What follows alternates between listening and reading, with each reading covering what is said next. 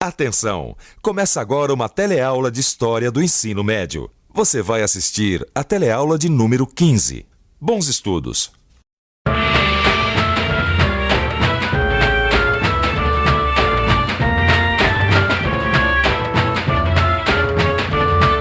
Você sabe quando foi que o dinheiro começou a ter o valor que a gente costuma dar para ele hoje em dia na nossa sociedade?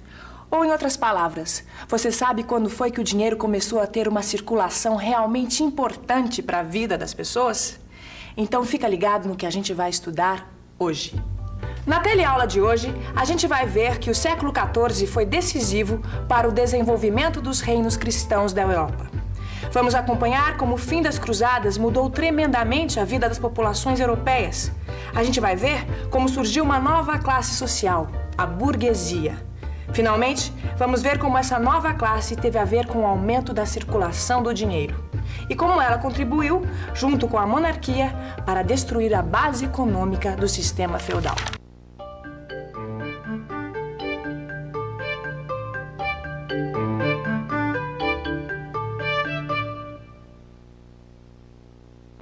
Quando as cruzadas, quer dizer, quando a Guerra Santa entre cristãos, judeus e muçulmanos finalmente acabou, a Europa começou a se transformar radicalmente. Se a gente pegar a economia, por exemplo, a gente vai ver que os europeus deixaram de produzir apenas alimentos. Eles aprenderam novos métodos de trabalho e enriqueceram com novas indústrias. Foi nessa época que o comércio entre a Europa e o Oriente passou a ser muito mais intenso. Esse comércio era feito através dos portos do mar Mediterrâneo. E foi assim que apareceram as grandes companhias comerciais e os primeiros banqueiros. Politicamente, as cruzadas significaram a ruína do sistema feudal. Antes de partir, os senhores feudais penhoravam suas terras aos camponeses. Assim, a libertação dos camponeses ficava mais fácil. Além disso, muitos senhores feudais foram e não voltaram. As cruzadas mudaram as aspirações sociais de grande parte da população. Antes delas, o ideal de vida era tornar-se herói ou santo. O contato com o luxo do Oriente despertou o desejo de enriquecimento. Surgiu assim um novo estilo de vida. Os castelos viraram palácios. Os torneios entre cavaleiros se transformaram em reuniões onde se ouvia música e se conversava sobre literatura. Os trovadores e os poetas aperfeiçoavam as línguas que vinham do latim. Foi assim que surgiu o idioma italiano, o francês, o espanhol e o português. Pois é, a nossa língua portuguesa surgiu num momento de grande agitação na Europa. E essa agitação acabou modificando a vida das pessoas de um jeito muito parecido com isso que nós estamos vendo aqui, nessa estação rodoviária. A senhorita veio da onde? Eu vim de Campo Formoso, Bahia. Do Ceará. Eu vim de Alagoas. Bahia. E o senhor veio fazer o que aqui? Eu vim trabalhar, ver se é uma coisa melhor, né? Diz que o custo de vida aqui é melhor do que o lá. Ela vem em busca de emprego, né? De melhores condições, que São Paulo é muito grande e deve dar uma condição melhor de trabalho, né? Pois aconteceu uma coisa bem parecida no tempo das cruzadas. Muitos camponeses puderam deixar as terras dos senhores e partir para cidades, ou burgos, como as cidades eram conhecidas naqueles tempos. Os burgos não faziam parte dos domínios dos senhores feudais. Os burgueses, ou seja, os habitantes das cidades, não queriam terras nem precisavam de senhores. Eles conseguem obter dos reis um tipo de documento chamado carta patente. Esse documento garantia a independência dos burgos em relação à autoridade dos senhores feudais. Assim, os burgos puderam enriquecer através da indústria e do comércio. Eles acabaram conquistando um grande poder político e econômico. Quem tem poder sempre leva a melhor. E com esse poder, os burgueses que governavam as cidades conseguiam privilégios ajudando as monarquias a lutarem contra os senhores feudais. Essa aliança entre burguesia e monarquia acabou levando ao fim do feudalismo e ao surgimento das monarquias absolutistas. Queridos papai e mamãe, minha viagem pelo norte da Itália está demais. Hoje fiquei sabendo que aqui na Península Itálica, quer dizer, onde hoje fica a Itália, as cidades do norte se transformaram em cidades-estados independentes no século XIV. Eu estive em todas essas cidades que foram tão importantes naquela época, principalmente por causa do comércio. Passei por Florença, Milão, Gênova, Pisa e Veneza. Europa, século XIV. Nesta típica casa burguesa do século XIV, a esposa está preocupada. Já é tarde e o marido está demorando a chegar.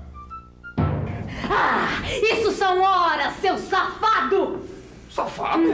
Mas, meu amor, eu dou duro até essa hora cuidando dos nossos interesses e você ainda me chama de safado? Trabalhando até agora, mas eu duvido. Não tem comércio essa hora da noite. Ah, mas você sabe muito bem, meu amor, que eu estava reunido com meus colegas burgueses da guilda. Gilda! Ai. Eu sabia que tinha mulher no meio! Não, meu amor, não é Gilda, é guilda, pelo amor de Deus. É guilda, não é Gilda, meu amor. É assim que nós burgueses chamamos as nossas corporações. Guilda. Oh, minha pombinha, você não vai me servir o jantar?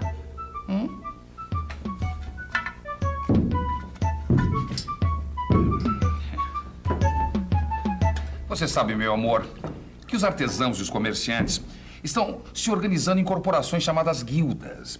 E essas corporações têm seus estatutos, seus privilégios, sua própria legislação. E para que esse trabalho todo? É, porque assim a gente se organiza, meu amor. Você veja o caso dos artesãos, por exemplo. Um artesão tem que passar por várias etapas de aprendizado até poder exercer seu ofício. Até que se torne mestre, ele tem que aprender muito. E por que você não me leva numa reunião dessa sua corporação?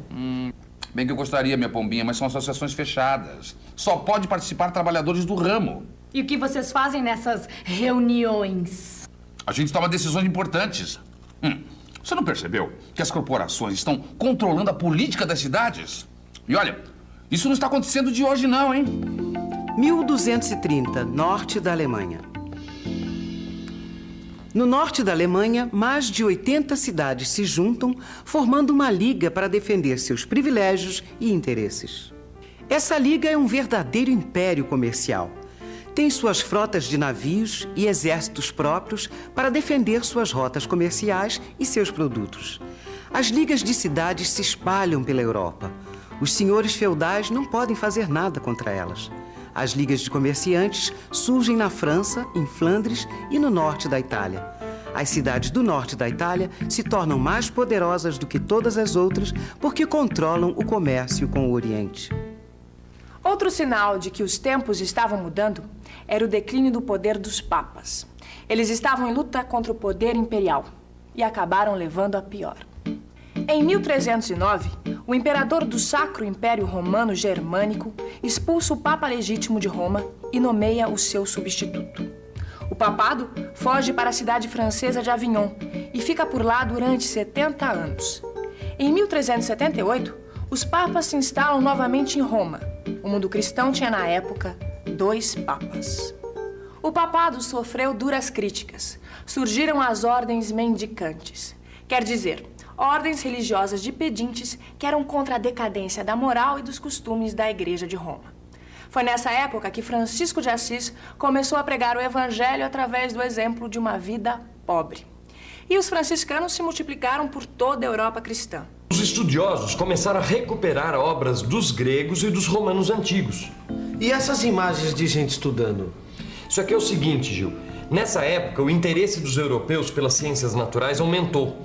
Antes, o conhecimento científico era uma coisa dos árabes. Eu já ouvi dizer que os árabes eram os mais avançados na ciência, isso mesmo. E isso agora, Vicente? Que bonito, hein? Olha, colorido. Esse tipo de arte é a prova de que os tempos estavam realmente mudando, olha só. Oi, irmãzinha. Você que gosta tanto de arte, precisa visitar a Europa.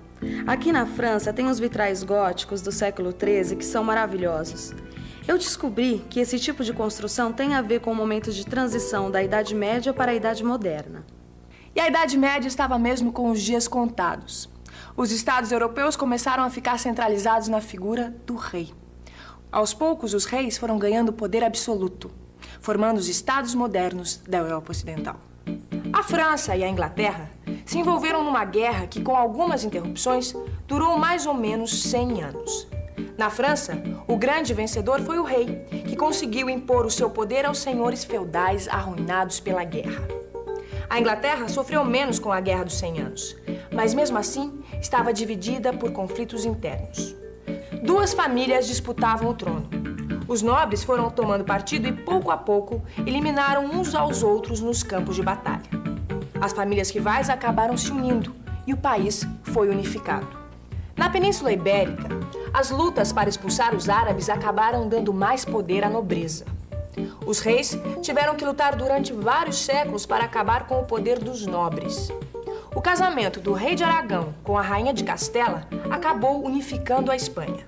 E com a expulsão dos mouros de Granada em 1492, a Espanha conseguiu estabelecer a integridade do seu território. Tudo isso quer dizer o seguinte: a Europa, que estava dividida em pequenos reinos, foi se modificando. Esses pequenos reinos se uniram em estados, onde o poder do rei era cada vez mais forte.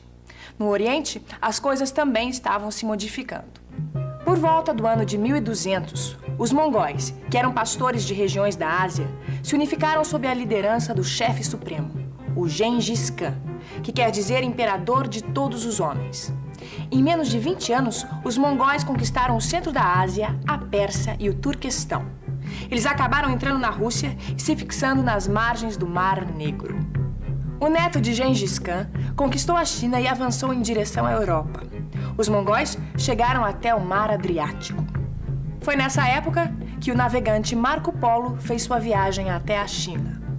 Em Bizâncio, onde ficava o antigo Império Romano do Oriente, os otomanos conseguem vencer os mongóis e conquistam a cidade no ano de 1453. Era o fim do Império Bizantino e o início do Império Otomano. E aqui a gente chega no fim da nossa teleaula de hoje. Mas fique ligado que ainda tem a revisão. E atenção, se liga aí que é hora da revisão. Na teleaula de hoje, você aprendeu que com o fim das cruzadas, a Europa sofreu transformações muito importantes.